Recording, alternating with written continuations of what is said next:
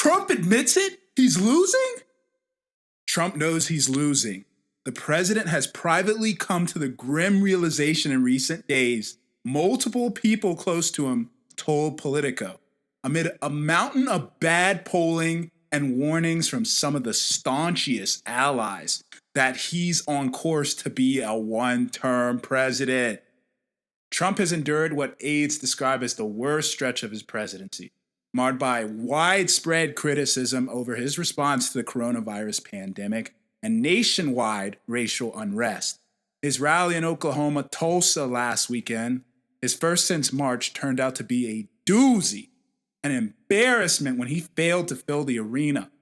What should have been an easy interview with Fox News host Sean Hannity on Thursday horrified advisors when Trump offered a rambling, non-responsive answer to a simple question about his goals for the second term. Now, let me throw that disclaimer in here. I'm not a political guy. I'm not advertising one way or the other. But I gotta tell it how it is. Now, in the hours after the interview aired, questions swirled within his inner circle about whether his heart was truly in it when it comes to seeking re-election. Trump has time to rebound, and the political environment could improve for him, but interviews with more than half a dozen people close to the president depicted a re-election effort badly in need of direction, and an unfocused candidate who repeatedly undermines himself. Under the current trajectory, President Trump is on the precipice of one of the worst electoral defeats in modern presidential elections, and the worst historically for an incumbent president, said former Trump political advisor Sam Nunberg, who remains a supporter. Nunberg pointed to the national polls released by CNBC and the New York Times over the past week showing Trump received below 40% against Biden. If Trump's numbers continue to erode over the next 2 weeks, Nunberg added, he's going to face realistically a 400-plus electoral vote loss, and the president would need to strongly reconsider whether he wants to continue to run as a Republican presidential nominee. Now, this isn't CNN or the New York Times or anything like that. I'm not here to bash Trump. In fact, behind the scenes, Trump and his team are taking steps to correct course.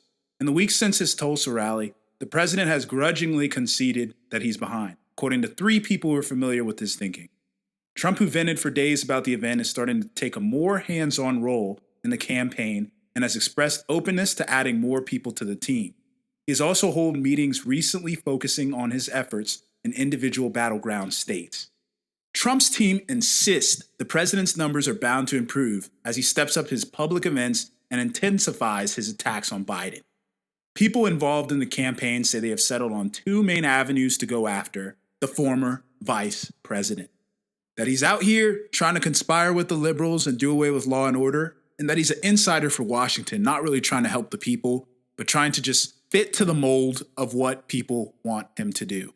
Like he's going to buckle against pressures when there's any sort of controversy.